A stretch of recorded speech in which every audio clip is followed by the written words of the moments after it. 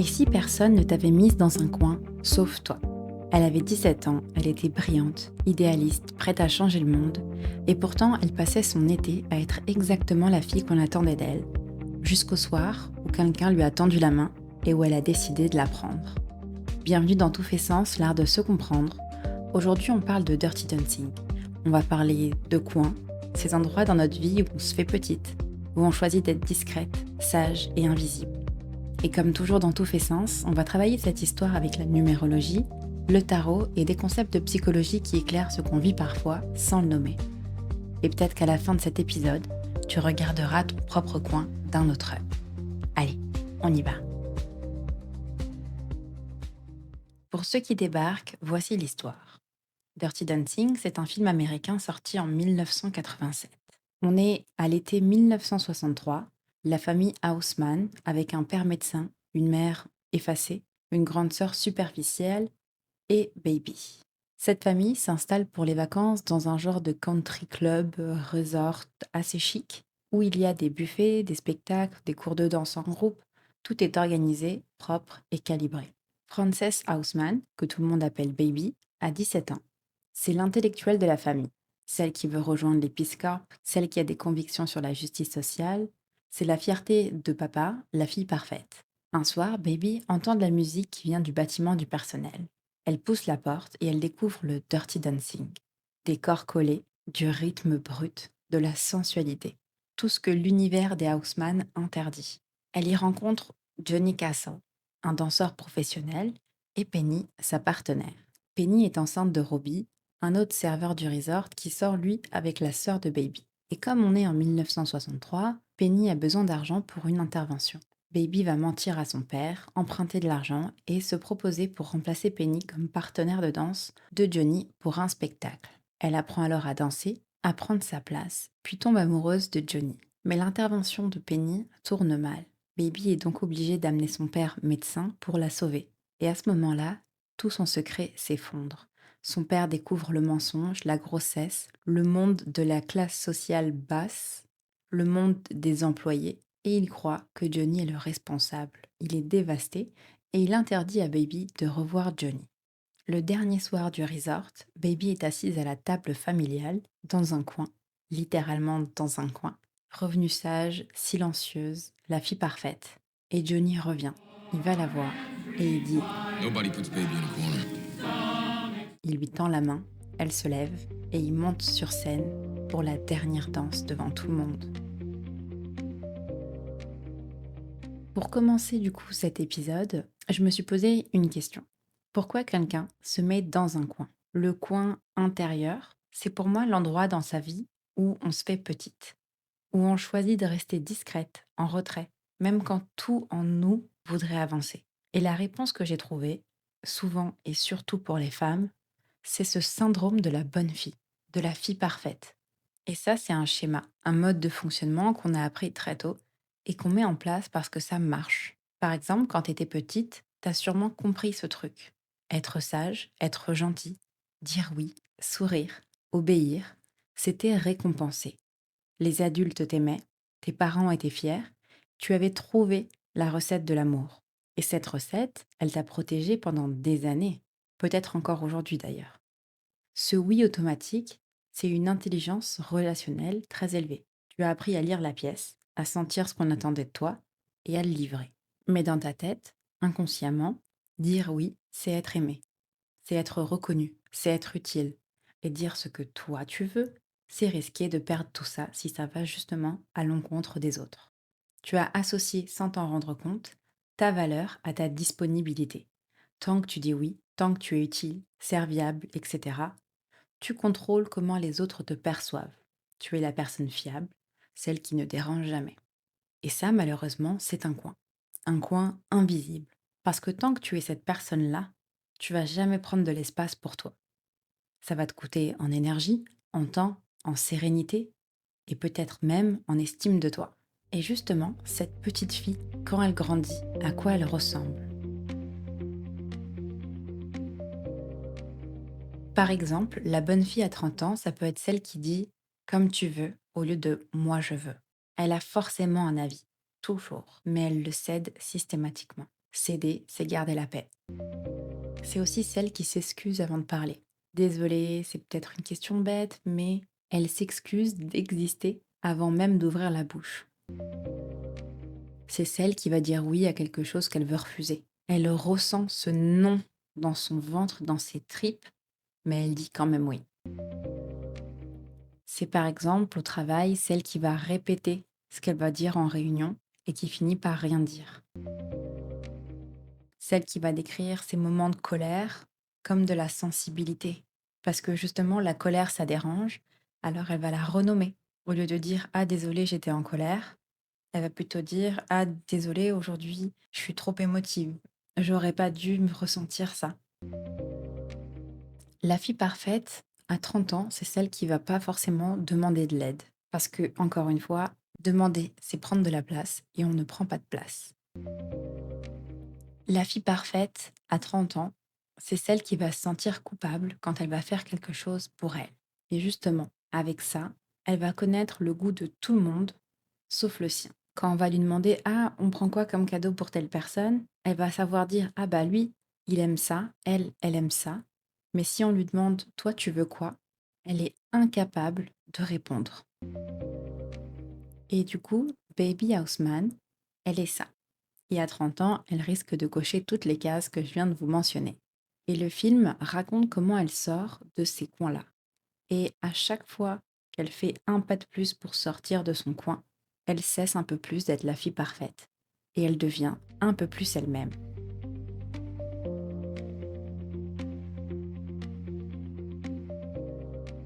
Et comme d'habitude, je vais toujours regarder la numérologie.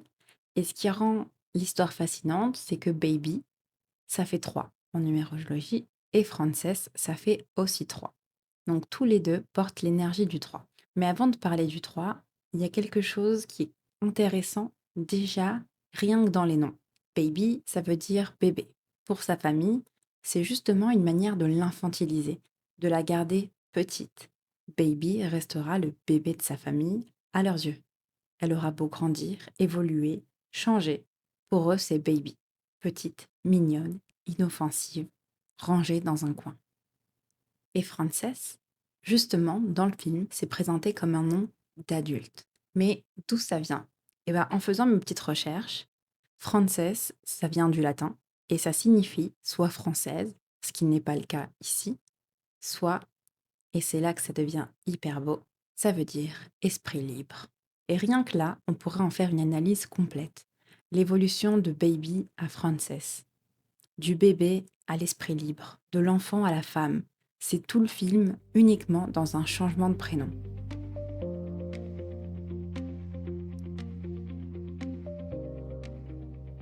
Maintenant, le 3, bah, je vous en ai déjà parlé, c'est l'énergie de l'expression personnelle, de la créativité, de la visibilité, de la communication. Dans le tarot, c'est la carte de l'impératrice, la carte de la femme qui crée, qui rayonne, qui prend de l'espace sans s'excuser. Le 3 illuminé, c'est la personne qui dit moi je pense que, qui publie son brouillon même si c'est imparfait, qui a compris que prendre de l'espace, c'est pas voler celui des autres, mais c'est créer le sien. Et finalement, Haussmann, ça donne 33, qui donne 6. Et le 6, c'est l'énergie de la famille, de la responsabilité, de l'harmonie. On en a parlé dans l'épisode sur Encanto avec la famille Madrigal, avec ce côté pression de maintenir l'image, de porter le rôle, de préserver la paix familiale. Le 33, c'est l'énergie du guide. Mais quand le 6, il est dans l'ombre, il devient sacrifice. La fille qui dit oui papa pour garder l'harmonie, qui s'efface pour que la famille tienne.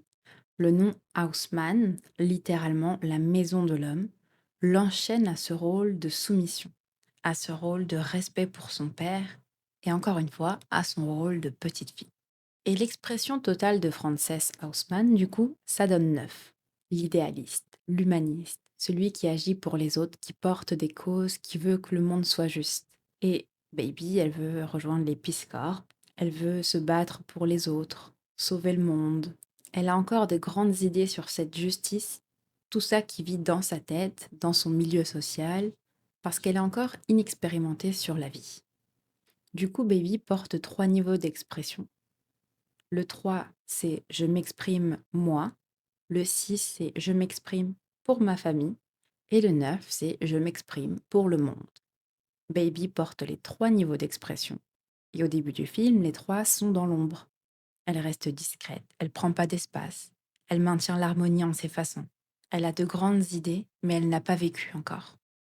Et pendant tout le film, Baby va équilibrer son 3, son 6 et son 9.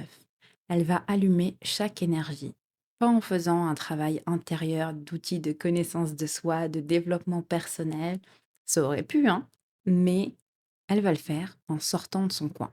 C'est en prenant sa place, en faisant ses choix, en cessant d'être la fille parfaite, qu'elle va activer une par une ces trois énergies présentes chez elle.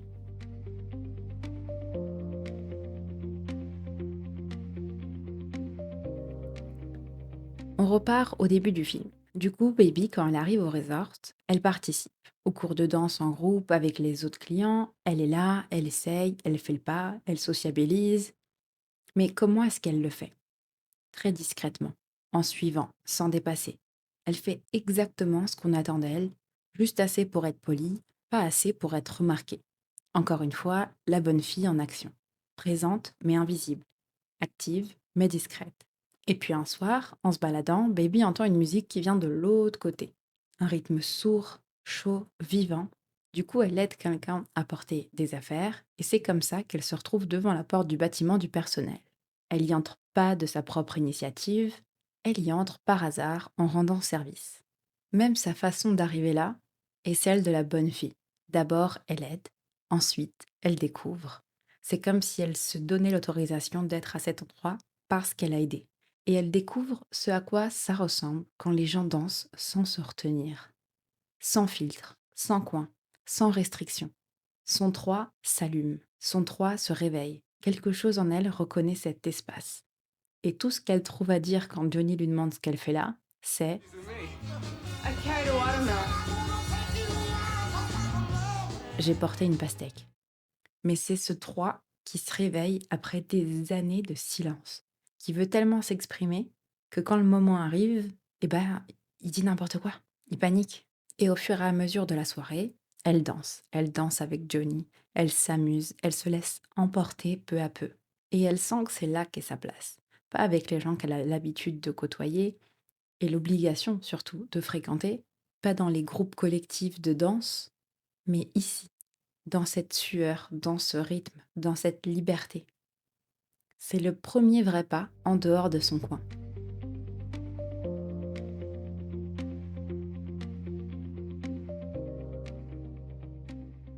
Juste après, arrive un incident. Baby rencontre Penny, elle découvre qu'elle est enceinte, sans aide, sans ressources, et elle décide de l'aider. Baby fait du coup quelque chose que la bonne fille ferait jamais. Elle ment à son père. Elle lui emprunte de l'argent en inventant une raison. C'est son premier mensonge. Et là, c'est son œuvre qui s'active. Avant, le neuf de Baby, c'était des grandes idées, les Peace Corps en rêve, mais à ce moment-là, l'opportunité et la possibilité d'aider, oui, encore une fois, grâce à son père et sa situation économique qui le permettent, mais c'est sa décision de faire quelque chose. Elle aurait très bien pu dire ah mince, bah, bon courage, allez, ciao, et continuer à danser sans s'en mêler, mais elle savait qu'elle pouvait faire quelque chose, alors elle l'a tenté. Le 9 descend de la tête aux mains. L'idéalisme devient action. Et parce que Penny doit s'absenter, Baby se propose du coup de la remplacer sur scène. Elle se propose pour monter sur scène avec Johnny Castle. Ça, c'est son 3 qui fait un pas de plus hors du coin. Se proposer, c'est dire je prends de l'espace. C'est risquer d'être vu, d'être jugé, d'échouer devant tout le monde. Puis du coup, son 6 commence à basculer. Parce qu'en montant à son père une fois, puis deux, puis etc., Baby brise l'harmonie familiale. Pour la première fois, le 6 passe du sacrifice silencieux au service actif. Elle aide quelqu'un au prix de son rôle de fille parfaite. Baby au début, c'est je me tais pour que la famille tienne. Puis après, c'est je fais ce qui est juste, même si ça secoue la famille. Et donc, plus elle sort de son coin, plus elle cesse d'être la fille parfaite. Et plus elle cesse d'être la fille parfaite, plus elle devient elle-même.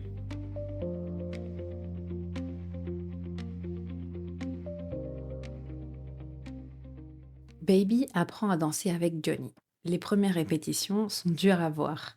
Elle est raide dans sa tête, elle pense ses mouvements au lieu de les sentir, et Johnny arrête pas de lui dire: «Arrête de regarder tes pieds, écoute la musique».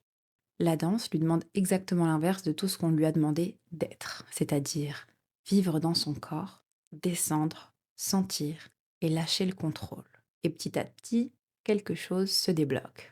Les épaules descendent, le sourire arrive, le bassin bouge et elle commence à danser.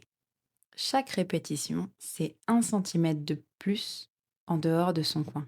Et Baby, pendant ce processus, tombe amoureuse. Cet été, Baby passe de l'enfance à la vie d'adulte, physiquement, émotionnellement et aussi sexuellement.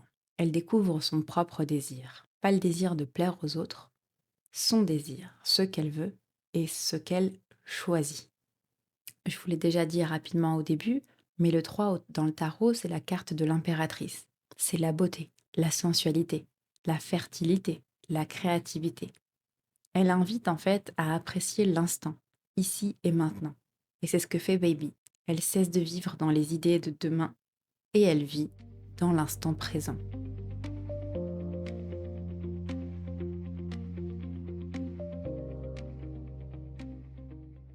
Et je vais t'expliquer quelque chose de fascinant. Quelque chose qui explique pourquoi c'est exactement en duo que Baby sort de son coin. En numérologie, la grille d'inclusion regarde combien de fois chaque énergie apparaît dans les lettres de ton nom complet. À la position du 3, des lettres C, L, U, le domaine du coup de l'expression, de la créativité, de l'enfance, Frances Haussmann, 1, 1, 2. Le 2, c'est la paire, le partenariat, le miroir, l'écoute, la collaboration. Baby vit son 3 à travers l'énergie du 2. Son expression a besoin d'un partenaire pour sortir. Seule, elle reste dans son coin. En duo, elle brille. Et dans le film, ça se voit. Baby sort de son coin comment? En dansant avec quelqu'un. Ses mains dans les siennes. C'est le lien qui crée l'espace pour que le 3 sorte. Et dans ta vie, ça peut être pareil. Tu peux avoir cet ami avec qui tu oses dire des choses que tu dirais à personne d'autre, ce collègue avec qui tu brilles en réunion. Si ton expression a besoin d'un miroir, c'est-à-dire si tu as un 2 dans la case du 3, c'est que tu es probablement dans l'ombre et que tu as besoin de ton partenaire.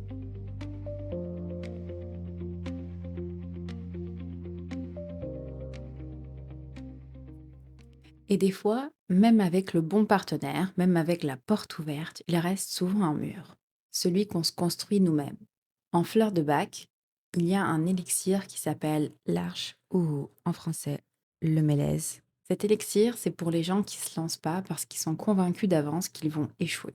Ceux qui disent non mais je suis réaliste. Non mais ça c'est pas pour moi. Ben non, pourquoi je vais le faire? Il y a des gens bien mieux que moi. Tout ça, c'est de la peur. Et Baby, elle le dit elle-même dans le film. Elle passe son temps à avoir peur, peur de tout. Mais ce qui lui fait le plus peur, c'est de se dire qu'elle quittera cet été et qu'elle ressentira plus jamais ce qu'elle ressent quand elle est avec Johnny. Elle a trouvé en Johnny une manière de passer ce mur. Encore une fois, le 2 qui active le 3. Mais si toi, t'as pas ton Johnny, ni de raison aussi forte pour te jeter à l'eau, l'arche aide à réduire le mur, à réduire cette peur qui t'empêche de commencer. Si tu as un 3 qui brûle en toi et que tu le montres pas parce que qui suis-je pour blablabla, blablabla, essaye cet élixir, essaie cette fleur de bac.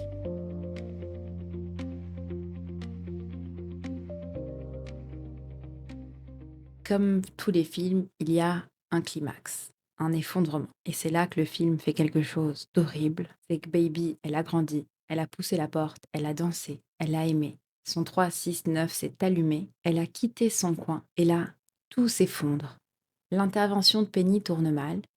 Baby est donc obligée d'appeler son père médecin pour la sauver. Et en sauvant Penny, elle lui révèle un peu tout ce qu'elle a vécu cet été.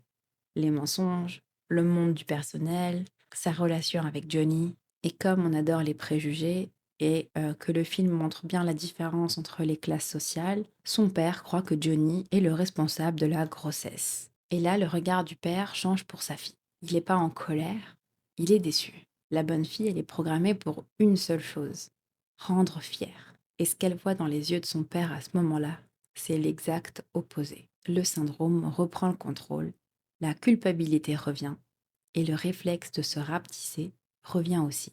Et Baby, avec son 369 et la dernière petite étincelle qui lui reste, notamment face à l'injustice de Johnny qui s'est fait quand même renvoyer, va voir son père et elle lui dit, en gros, tu m'as aussi menti. Tu voulais que je change le monde, que je le rende meilleur, mais tu voulais dire en devenant avocate ou économiste et en épousant un diplômé d'Harvard. Il y a plein de choses chez moi qui sont pas ce que tu pensais. Mais si tu m'aimes, tu dois aimer toutes les choses en moi. Et je t'aime et je suis désolée de t'avoir déçu. Mais toi aussi, tu m'as déçu. C'est la première fois que Baby dit ce qu'elle pense vraiment. C'est le 3 qui parle enfin, qui montre sa voix, pas celle qu'on attendait. C'est le 6 qui dit la vérité à la famille au lieu de protéger du réel. Et c'est le 9 qui regarde l'injustice en face et refuse de détourner les yeux. Johnny est renvoyé injustement, Penny est abandonnée et Robbie, le coupable de tout, s'en sort sans conséquence. Mais ça suffit pas. Le père reste figé. Et Baby, malgré tout ce qu'elle a dit, tout ce qu'elle a fait, retourne dans son coin. Le dernier soir, au resort, le dernier soir des vacances, la famille Haussmann est assise à table. C'est le spectacle de fin qui joue et Baby est là, sage, silencieuse, dans un coin. Sa sœur est sur scène avec d'autres personnes, mais ce que vit Baby à ce moment-là, c'est l'horreur. Ce coin-là, il est pire que le premier coin. Dans son premier coin au début du film, c'était l'ignorance. Baby, elle savait même pas qu'elle pouvait danser, qu'elle pouvait tomber amoureuse, qu'elle pouvait vivre tout ce qu'elle a vécu. Dans ce coin-ci, c'est l'obligation. Elle sait qu'elle peut danser. Elle a goûté à la liberté. Elle a goûté à l'amour, mais elle choisit de s'éteindre quand même. Par amour, par culpabilité, par obligation, par réflexe. Et ça a fait écho en moi. Parce que j'ai reconnu ce moment. Ce moment où tu commences à prendre ta place, à être toi, à être fier de ce que tu fais, à avancer, et qu'une seule réaction de quelqu'un que t'aimes te fait rétrécir d'un coup. Un regard de ta mère, un commentaire de ton père, un soupir de ton partenaire. Et boum! Et la déception des gens qu'on aime nous réduit, nous remet à notre place et nous rend invisibles.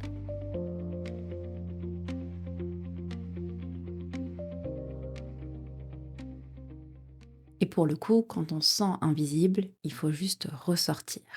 Et c'est ce que Baby, elle a fait. Johnny arrive, entre, traverse la salle et s'arrête devant la table des Houseman. Et il dit: personne ne met Baby dans un coin.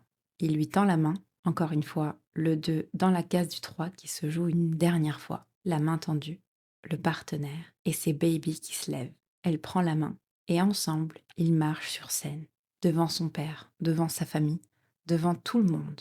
Baby monte sur scène, et elle danse. Elle prend la place, elle s'amuse, elle est en connexion avec Johnny, et elle s'en fout du reste. Pour la première fois, Baby occupe tout l'espace qu'elle mérite. Et à ce moment-là, c'est la consécration de toutes ses énergies. Son 3 est en pleine lumière, littéralement sous les projecteurs. Là, on n'est plus sur Baby, l'enfant, on est sur Frances, l'esprit libre. Son 6 bascule définitivement. Là, elle inspire, au lieu de se sacrifier. Sa liberté sur scène donne la permission aux autres de bouger. Les barrières entre personnel et client tombent. Tout le monde danse. L'énergie de la salle change. Elle guide. Et le 9, il s'incarne. Il est là. Pas en rejoignant les Peace Corps, en montrant à un resort entier que le courage d'être soi peut transformer une pièce. Et le public est là, se lève. Elle danse, elle fait son porter. Il la soulève et elle vole. La baby qui disait comme tu veux, qui faisait ce qu'on lui demandait, qui s'excusait d'exister, elle est dans les airs, bras ouverts devant tout le monde. Et à ce moment-là, le père de Baby se lève, il traverse la salle, il danse avec sa femme, parce que justement, quand tu sors de ton coin, tu donnes aussi la permission aux autres de sortir du leur.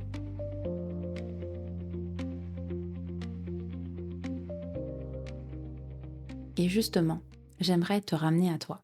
C'est quoi le coin dans lequel tu te mets toute seule? Peut-être que ton coin, c'est un comme tu veux, que tu dis 10 fois par semaine. Peut-être que c'est le silence en réunion. Peut-être que c'est des choses que tu montres pas. Peut-être que c'est un oui automatique que tu dis, mais que t'aimerais dire non. Peut-être que comme baby, t'es même pas assise dans un coin visible. Peut-être que t'es au milieu de la piste, que tu participes, que tu souris, que tu fais les pas, mais que tu te donnes pas à 100%. Parce que te donner à 100%, c'est prendre de l'espace. Et prendre de l'espace, pour toi, c'est risquer d'être vu. Peut-être aussi, encore une fois, que comme baby, t'as déjà commencé à sortir et qu'il a fallu d'un seul regard de quelqu'un que t'aimes pour te faire rétrécir d'un coup. Mais sache que c'est normal. On n'arrête pas d'être la bonne fille en un jour. Mais chaque fois que tu te relèves, que tu prends ta place, le coin rétrécit un peu. Le jour où tu décides que tu es plus baby, le jour où tu décides que tu es Frances, que tu es cet esprit libre et indépendant, c'est le jour où tu te lèves et que finalement, tu sais pas non plus à qui tu donnes la permission de se lever aussi. Voilà pour cet épisode. On a vu du coup Dirty Dancing avec le syndrome de la bonne fille, des énergies 3, 6 et 9 présentes dans Baby, et justement comment elle les a équilibrées en sortant de son coin. Si cet épisode t'a parlé, c'est normal. On a tous un coin à nous. L'important, c'est de le voir et de décider un jour de se lever et de le quitter.